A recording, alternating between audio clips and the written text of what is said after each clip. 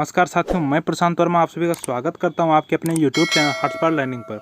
आज के इस वीडियो लेक्चर में हम लोग माइक्रोवेव एंड रडार इंजीनियरिंग के वीडियो नंबर 6 देखेंगे।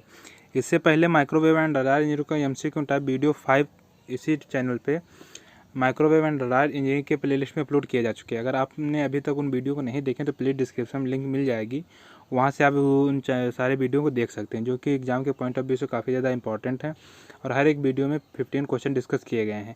उसी प्रकार आज के वीडियो में भी हम लोग 15 क्वेश्चन डिस्कस करेंगे, जिसके क्वेश्चन आंसर आपको अच्छे से समझाए जाएंगे। तो आई होप आपको वीडियो पसंद आ रहा होगा। अगर वीडियो पसंद आ रहा है तो प्लीज़ वीडियो को लाइक करें, चैनल को सब्सक्राइब करें तथा अपने दोस्तों के साथ भी शेयर करें। तो चलिए शुरू करते हैं। आज का जो हमारा पहला क्वेश्चन है कुछ इस प्रकार है। पहला क्वेश्चन हमारा दिया गया है, radar range primarily depends upon, यानी रडार रेंज मुख्य रूप से किस पर निर्भर करता है। तो इसके ऑप्शन दिए हैं पीक ट्रांसमिटेड पावर, दूसरा ऑप्शन दिया है एवरेज ट्रांसमिटेड पावर, तीसरा ऑप्शन दिया इंडिपेंडेंट ऑफ ट्रांसमिटेड पावर और चौथा ऑप्शन दिया डिस्टेंस बिटवीन इंड्स, यानी कि तो इस क्वेश्चन का जो राइट आंसर हो जाएगा हमारा आंसर नंबर ए हो जाएगा पीक ट्रांसमिटेड पावर। जो हमारा रडार होता है वो किस पे डिपेंड होता है, मुख्यतः पीक ट्रांसमिटेड पावर पे डिपेंड होता है। पीक ट्रांसमिटेड पावर का मतलब क्या हो कि मैक्सिमम पावर कितनी ट्रांसमिट कर सकता है। पीक यानी कि जो हमारा टॉप होता है इसे कहा जाता है पीक।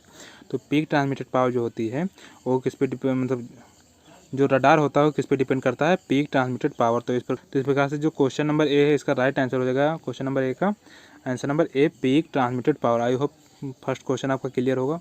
नेक्स्ट क्वेश्चन की ओर बढ़ते हैं। Question number 2, question number second दिया गया है, the resolution of pulsed radar can be improved by, यानी कि संपादित रडार में विभेदन को किसके द्वारा सुधारा जा सकता है।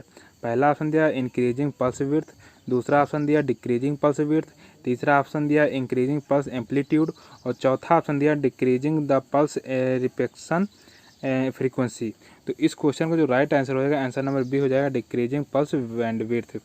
यानी कि रडार को अगर इम्प्रूवमेंट करना है तो हमें क्या करना चाहिए, डिक्रीजिंग द पल्स विड्थ करना चाहिए, यानी कि जो उसकी पल्स विड्थ है उसको डिक्रीज करना चाहिए। तो इस प्रकार जो राइट का आंसर हो जाएगा हमारा क्वेश्चन नंबर 2 का answer number B is right answer, decreasing pulse width. ठीक, नेक्स्ट क्वेश्चन की बढ़ते हैं। क्वेश्चन नंबर 3, नेक्स्ट क्वेश्चन हमारा question number third. Question number third क्या दिया, रेडियोमेट्री इज ए टेक्निक और the principle on which radar works, यानी radiometry यह तकनीक है जहाँ यह सिद्धांत है जिस पर रडार काम करता है। यानी कि कहने का मतलब यह है कि रडार जो काम करता है क्या रेडियोमेट्री पे काम करता है। तो इसमें के जो ऑप्शन दिया पहला क्या दिया गया ट्रू, दूसरा दिया गया है फॉल्स। तो इस क्वेश्चन का जो राइट आंसर होगा हमारा फॉल्स होगा, यानी कि आंसर नंबर बी होगा। रेडियोमेट्री जो होता है यानी कि जो रडार हमारा होता है वो रेडियोमेट्री सिद्धांत पे काम नहीं करता है। रडार जो काम करता है वो करता है रिफ्लेक्शन पे, यानी कि जो वो इलेक्ट्रोमैग्नेटिक वेव छोड़ता है उसके बाद उसको जब कैप्चर करता है तब वो किसी चीज़ का नोटिस हमें देता है, तब हमें जो रडार सिस्टम होता है या फिर जो उसका डिस्प्ले डिवाइस होता है उस पर वो डॉट की तरह या फिर कोई एक सिंबल प्रोड्यूस करता है, जिससे हमें पता चलता है कि वहाँ कोई ऑब्जेक्ट है। ठीक, तो जो रेडियोमेट्री है ये इसका रॉन्ग आंसर हो जाएगा। जो हमारा रडार सिस्टम है वो रिफ्लेक्शन पे कार्य करता है, रेडियोमेट्री पे काम नहीं करता। तो जो स्टेटमेंट दिया गया है फॉल्स हो जाएगा। तो इस प्रकार से जो राइट आंसर हो जाएगा हमारा आंसर नंबर बी होगा फॉल्स। ठीक, तो नेक्स्ट क्वेश्चन की बढ़ते हैं। नेक्स्ट क्वेश्चन हमारा दिया question number 4, the receiver mode of the total power radiometer is based on the, यानी कि कुल शक्ति रेडियोमीटर का रिसीवर मॉडल पर आधारित है। किस पे आधारित है, पहला ऑप्शन दिया गया AM रिसीवर, दूसरा ऑप्शन दिया AF रिसीवर, तीसरा ऑप्शन दिया सुपर हाइड्रोडाइन रिसीवर और चौथा ऑप्शन दिया नन ऑफ द मेंशन, यानी जो दिए गए इनमें से कोई नहीं। तो इसका जो राइट आंसर हो जाएगा हमारा आंसर नंबर सी हो जाएगा सुपर हाइड्रोडाइन रिसीवर। तो जिसका राइट आंसर होगा क्या होगा क्वेश्चन नंबर 4 का सी हो जाएगा सुपर हाइड्रोडाइन रिसीवर। तो इस प्रकार से जो क्वेश्चन नंबर 4 है यानी 4 नंबर क्वेश्चन उसका राइट आंसर होगा answer number C super heterodyne receiver. ठीक, नेक्स्ट क्वेश्चन की बढ़ते हैं क्वेश्चन नंबर 5। क्वेश्चन हमारा क्या दिया गया, 5 नंबर क्वेश्चन दिया the basic requirement of transmitting antennas are, यानी कि जो एंटीना संरचना की बुनियादी आवश्यकताएं क्या हैं। जो हमारा एंटीना संरचना होता है, एंटीना द्वारा जो हम ट्रांसमिट या रिसीव करते हैं उसका जो मेन यानी कि जो मूल आवश्यकता है वो क्या है। तो इसके जो ऑप्शन दिया, पहला ऑप्शन दिया गया हाई इफिशियंसी, दूसरा ऑप्शन दिया लो साइड लोब्स, तीसरा ऑप्शन दिया large signal to noise ratio और चौथा ऑप्शन दिया गया नन ऑफ द मेंशन्ड, यानी कि जो निम्न में से दिए गए इसमें से कोई नहीं। तो ऐसा तो नहीं है, इसमें जो राइट आंसर हो जाएगा हमारा आंसर नंबर ए हो जाएगा हाई इफिशियंसी, यानी कि जो एंटीना ट्रांसमिशन होता है उसमें जो सबसे मूल आवश्यकता है वो क्या है, हमारा हाई एफिशिएंसी, यानी हमें अच्छी खासी एफिशिएंसी की आवश्यकता होती है। तो इस क्वेश्चन को जो राइट आंसर हो जाएगा हमारा आंसर नंबर ए हो जाएगा, हाई एफिशिएंसी। तो हम ये कह सकते हैं जो क्वेश्चन नंबर 5 है उसका जो राइट आंसर होगा आंसर नंबर ए हो जाएगा, हाई एफिशिएंसी। ठीक, नेक्स्ट क्वेश्चन को बढ़ते हैं, क्वेश्चन नंबर 6। नेक्स्ट क्वेश्चन हमारा क्वेश्चन नंबर 6 दिया गया। क्वेश्चन नंबर 6 क्या है, is the device that converts electrons और फोटॉन्स और वाइस वर्सा, यानी कि ऐसा उपकरण जो इलेक्ट्रॉन को फोटान में तथा फोटान को इलेक्ट्रॉन में परिवर्तित करता हो। इसके ऑप्शन क्या दिए गए हैं, पहला ऑप्शन दिया एंटीना, दूसरा ऑप्शन दिया इलेक्ट्रॉन गन, तीसरा ऑप्शन दिया फोटान एम्पलीफायर और चौथा ऑप्शन दिया माइक्रोवेव ट्यूब। तो जो माइक्रोवेव ट्यूब है इसमें तो माइक्रो जो इलेक्ट्रोमैग्नेटिक वेव होती हैं वो चलती है। ठीक, फोटान एम्पलीफायर क्या है, फोटान एम्पलीफायर वो होता है जो लाइट को एम्पलीफाई करता है। ठीक, जो इसको हम यूज़ करते हैं OFC यानी ऑप्टिकल फाइबर कम्युनिकेशन में। तो फोटान एम्पलीफायर दूसरी चीज़ हो गई। इलेक्ट्रॉन गन क्या हो, इलेक्ट्रॉन गन जो होगा जो इलेक्ट्रॉन को प्रोड्यूस करता है, यानी इलेक्ट्रॉन गन से हम इलेक्ट्रॉन प्रोड्यूस करते हैं, जो एक्सरे में हम यूज करते हैं। एक्सरे बनाने के लिए इलेक्ट्रॉन गन का यूज होता है जो इलेक्ट्रॉन को प्रोड्यूस करके यानी इलेक्ट्रॉन की बमबारी करवाता है। ठीक, तो हमारा हो गया बी इलेक्ट्रॉन गन। बचा हमारा एंटीना। एंटीना एक ऐसा उपकरण है जो इलेक्ट्रॉन को फोटान में तथा फोटान को इलेक्ट्रॉन में कन्वर्ट करता है। अब आप पूछेंगे कैसे होता है। देखो, इससे पहले जो हम लोग डिफिनेशन पढ़ रहे थे एंटीनास की, उसमें क्या पढ़ा जा रहा था, इलेक्ट्रॉन एक ऐसी डिवाइस है जो इलेक्ट्रोमैग्नेटिक वेव को इलेक्ट्रिकल वेव में तथा इलेक्ट्रिकल वेव को इलेक्ट्रोमैग्नेटिक वेव में कन्वर्ट करता है। तो आप ये नहीं सोचे कि इलेक्ट्रोमैग्नेटिक वेव क्या है। इलेक्ट्रोमैग्नेटिक वेव में आप पढ़े होंगे इलेक्ट्रोमैग्नेटिक डिफिनेशन में, उसमें बताया गया जो इलेक्ट्रोमैग्नेटिक वेव होती है वो आवेश रहित होती है, यानी उस पर कोई आवेश नहीं होता है। तो आवेश क्यों नहीं होता, पहली बात तो आप ये सोचो वेव होती है, वो वेव होती है। ठीक, कोई वो क्या बोलते हैं रेज नहीं होती, यानी किरण नहीं होती, ये एक तरंग होती है। तरंग में कोई पार्टिकल नहीं होता है। पार्टिकल मतलब क्या, कोई कण नहीं होता, ना इलेक्ट्रॉन होते, ना फोटान होते, ना कुछ होता है। हाँ, वो बात अलग की बात है, जो इलेक्ट्रोमैग्नेटिक वेव पढ़ते हैं तो उसमें ये बताया जाता है इलेक्ट्रॉन तथा इलेक्ट्रिक फील्ड तथा मैग्नेटिक फील्ड को कंपोज करके हम इलेक्ट्रोमैग्नेटिक वेव बनाते हैं, तो वो अलग डिफिनेशन हो जाती है। और जो उसकी इलेक्ट्रिक और मैग्नेटिक फील्ड को कंपोज करके बनाते हैं, ना कि हम इलेक्ट्रॉन तथा जो मैग्नेट होता है उसको बनाते हैं। ठीक, प्रकार से हम कह सकते हैं जो इलेक्ट्रोमैग्नेटिक वेव होती है वो आवेश रहित होती है। आवेश रहित मतलब क्यों, क्योंकि उसमें वेव होती है ना कि किरण होती है। और वेव क्या होती है, वेव फोटानों के रूप में होती है। इसलिए कहा जाता है जो इलेक्ट्रोमैग्नेटिक वेव है वो लगभग प्रकाश के जो बिहेव जैसा करता है, यानी प्रकाश की तरह ही होती है। बस ये होता है कि इलेक्ट्रोमैग्नेटिक वेव में चमक नहीं होती जो फोटानों में होती है। ठीक, या फिर जो प्रकाश में होती है, और बिल्कुल सारा बिहेव वो प्रकाश की तरह ही करता है और एज ए प्रकाश की तरह स्पीड भी उसकी। तो इसीलिए कहा गया है, इस क्वेश्चन में थोड़ा घुमा के पूछ लिया है कि फोटान को परिवर्तित करने तथा इलेक्ट्रॉन को परिवर्तित करने वाली डिवाइस को क्या कहा जाता है, वो एंटीना ही होता है। कुल मिला के जो पुरानी डिफिनेशन हमारी थी, इलेक्ट्रोमैग्नेटिक वेव को इलेक्ट्रिकल वेव में तथा इलेक्ट्रिकल वेव में इलेक्ट्रोमैग्नेटिक वेव में कन्वर्ट करने वाली जो डिवाइस होती है हमारा एंटीना ही होता है। तो वही बात यहाँ पे पूछा गया है कि इलेक्ट्रॉन को फोटान तथा फोटान को इलेक्ट्रॉन में कन्वर्ट करने वाली डिवाइस कौन सी होती है, एंटीना होती है। तो आई होप 6 नंबर क्वेश्चन आपको क्लियर होगा, कोई डाउट नहीं होगा। अगर कोई डाउट हो तो प्लीज़ कमेंट बॉक्स में आप कमेंट जरूर कीजिएगा कि आपको क्या डाउट है। कोई डाउट होगा तो जरूर कमेंट करना। ठीक, आप लोग नेक्स्ट क्वेश्चन के बढ़ते हैं, क्वेश्चन नंबर 7। क्वेश्चन नंबर 7 हमारा क्या है, the solid area through which all the power radiated by the antennas are, यानी कि वह ठोस छेद जिससे होकर एंटीना द्वारा विकसित समझ शक्ति होती है। तो इसके ऑप्शन जो दिए गए हैं, बीम एरियाज, दूसरा ऑप्शन दिया इफेक्टिव एरिया, तीसरा ऑप्शन दिया अपर्चर एरिया, तो चौथा ऑप्शन दिया गया है बीम इफिशियंसी। तो इस क्वेश्चन का जो राइट आंसर हो जाएगा हमारा बीम एरिया होगा, यानी कि आंसर नंबर ए।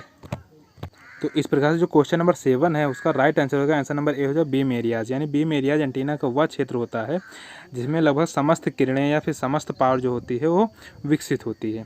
तो राइट आंसर हो जाएगा हमारा आंसर नंबर ए। ठीक, नेक्स्ट क्वेश्चन के बढ़ते हैं, क्वेश्चन नंबर 8।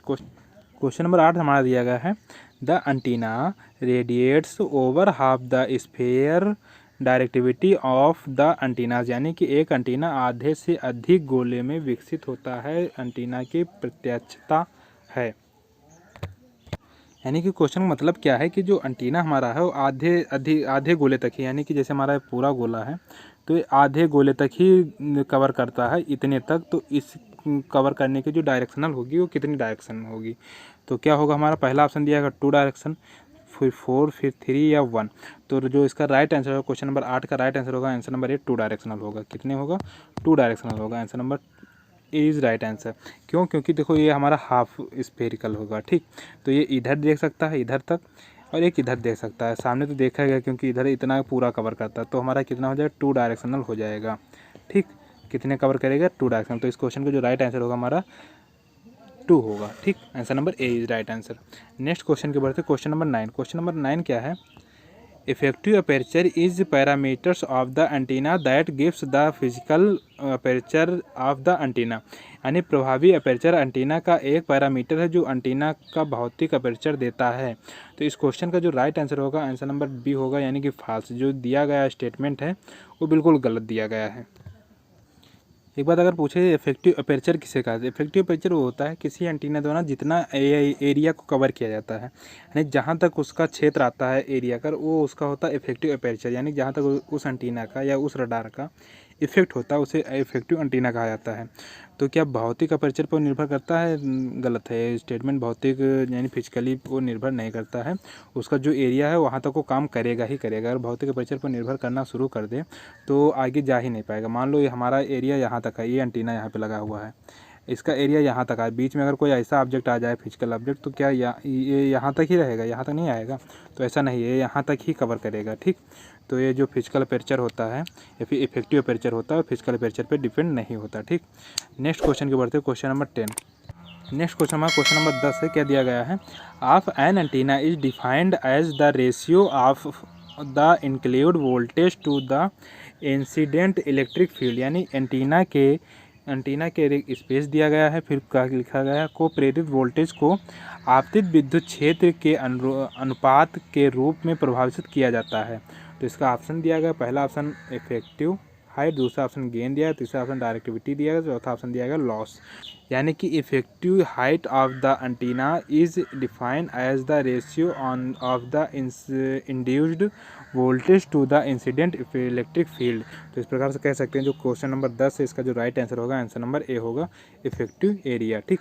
नेक्स्ट क्वेश्चन को बढ़ते हैं क्वेश्चन नंबर 11। क्वेश्चन नंबर 11 में क्या दिया? The member of the antenna family which are made to wire of certain value is term of operating wavelength are called. यानी कि एंटीना परिवार के सदस्यों जो ऑपरेटिंग तरंगदैर्घ्य से संबंधित संदर्भ में निश्चित मूल्य के तारों पर बने होते हैं उनको क्या कहा जाता है? तो पहला ऑप्शन दिया लूप एंटीनास, दूसरा ऑप्शन दिया वायर एंटीनास, तीसरा ऑप्शन दिया डाइपोल एंटीना और चौथा ऑप्शन दिया स्लॉट एंटीना। तो जो 11 नंबर क्वेश्चन इसका राइट आंसर हो जाएगा हमारा answer number C, dipole antenna. तो इस प्रकार से जो क्वेश्चन नंबर 11 होगा उसका राइट आंसर हो जाएगा answer number C, dipole antenna. Dipole antenna थोड़ा सिंपल एंटीना होता है और डायरेक्शनल एंटीना भी होता है क्योंकि 360 डिग्री कवर नहीं करता ये कोई डायरेक्शनल, यानी कि जो अभी से पहले जो हाफ बोला था हाफ स्फेरिकल या फिर लगभग 180 या फिर 90 डिग्री तक ही कवर करता है। तो इस प्रकार से इसे डायरेक्शनल एंटीना के अंतर्गत एक आता है एंटीना डाइपोल एंटीना, जो कि वायर्ड एंटीना भी होता है, ठीक। नेक्स्ट क्वेश्चन की ओर बात बढ़ते हैं क्वेश्चन नंबर 12। क्वेश्चन नंबर 12 क्या दिया गया है? क्वेश्चन नंबर 12 हमारा दिया गया है reflector antennas are widely used to modify radiation patterns of radiating elements. यानी कि परावर्तक एंटीना का व्यापक रूप से विकिरण करने वाले प्राप्त तत्वों के विकिरण पैटर्न को संशोधित करने के लिए उपयोग किया जाता है। यानी जो हमारा रेडिएटिंग एंटीना होता है उसको किस लिए यूज़ किया जाता है? इसमें जो दिया गया है वो किस लिए दिया गया, इसमें क्या दिया गया? Modify radiation pattern. तो इस जो कथन दिया गया है वो सही दिया गया है, यानी कि answer number is right answer.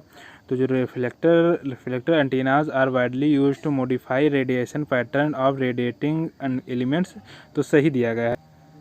जो हमारा रिफ्लेक्टर एंटीना होता है वो क्या होता है? मॉडिफाई रेडिएशन पैटर्न पे काम करता है। तो यानी कि जो हमारा सही आंसर हो जाएगा आंसर नंबर ए हो जाएगा, जो दिया गया स्टेटमेंट है वो ट्रू है, ठीक।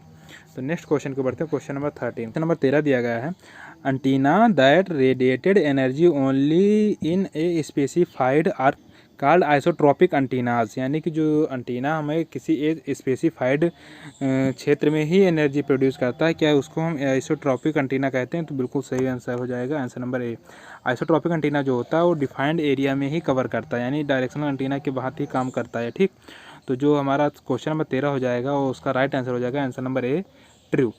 नेक्स्ट क्वेश्चन को बढ़ते हैं, क्वेश्चन नंबर 14। क्वेश्चन नंबर 14 क्या दिया गया है, the sensitivity of A radar receive the ultimately set by, यानी जो रडार रिसीवर की संवेदनशीलता होती है अंततः किसके द्वारा निर्धारित की जाती है। जो रडार रिसीवर की संवेदनशीलता होती है किसके द्वारा निर्धारित की जाती है। तो पहला ऑप्शन दिया गया है ए हाई एसन रेशियो, दूसरा ऑप्शन दिया low limit of signal input, तीसरा ऑप्शन दिया ओवरलोड नॉइस टेम्परेचर, और चौथा ऑप्शन दिया a higher figure of merit. तो 14 नंबर क्वेश्चन, इसका जो राइट आंसर हो जाएगा, आंसर नंबर सी हो जाएगा क्या, ओवरऑल नॉइस टेम्परेचर। तो जो सेंसिटिविटी होती है किसी रडार की, तो उसको किस पे निर्भर करता है, तो हमारा जो ओवरऑल नॉइस होती है उस रडार के एरिया का नॉइस होता है उस पर वो निर्भर करता है, नॉइस टेम्परेचर पे वो निर्भर करता है। ठीक, तो इस क्वेश्चन का जो राइट आंसर हो जाएगा, आंसर नंबर 14 का C answer is right answer हो जाएगा। ठीक, नेक्स्ट क्वेश्चन की ओर बढ़ते हैं, क्वेश्चन नंबर 15। क्वेश्चन नंबर 15 क्या दिया गया, a large antenna is used in radars because it, यानी कि रडार के बड़े एंटीना का उपयोग किया था क्योंकि रडार जो होती है उसमें काफ़ी बड़े एंटीना यूज किया जाता है। वो क्यों यूज किया जाता है ये पूछ रहा है क्वेश्चन। तो पहला दिया गया है ए गिव्स हायर गेन, दूसरा ऑप्शन दिया गया गिव्स लेजर साइड लोब्स, तीसरा ऑप्शन दिया इंक्रीजिंग द बीम विड्थ, और चौथा ऑप्शन दिया गया इंक्रीजिंग द बैंड विड्थ। तो जो 15 नंबर क्वेश्चन होगा वो क्वेश्चन नंबर ए हो जाएगा, यानी कि गिव्स हायर गेन, यानी जो हमें मैक्सिमम गेन प्राप्त होता है क्योंकि जितना रडार हमारा बड़ा होगा उतने ही ज़्यादा एरिया को कवर करेगा। तो जो हमारा आंसर नंबर क्वेश्चन नंबर 15 होगा उसका जो राइट आंसर होगा आंसर नंबर ए होगा, गिव्स हायर गेन। तो आई होप क्वेश्चन नंबर 15 आपका क्लियर हो गया होगा क्यों रडार में बड़े एंटीना यूज किए जाते हैं, क्योंकि हमें हायर गेन की आवश्यकता होती है। ठीक, नंबर 15 आज का लास्ट क्वेश्चन था। आई होप वीडियो आपको पसंद आया होगा, वीडियो में अच्छी खासी जानकारी आपको मिली होगी। अगर वीडियो आपको पसंद आए तो प्लीज़ वीडियो को लाइक करें, चैनल को सब्सक्राइब करें तथा अपने दोस्तों के साथ ज़रूर शेयर करें। अगर आपको इस वीडियो से रिलेटेड कोई क्वेरी है या फिर आपको PDF की आवश्यकता है तो डिस्क्रिप्शन में टेलीग्राम चैनल का लिंक दे दी जाएगी, वहाँ से आप टेलीग्राम चैनल ज्वाइन कर लेना, वहाँ पर आपको सब कुछ अवेलेबल करवा दिया जाएगा। तो बस आज के लिए इतना ही, मिलते हैं किसी नेक्स्ट वीडियो में, तब तक के लिए जय हिंद, धन्यवाद।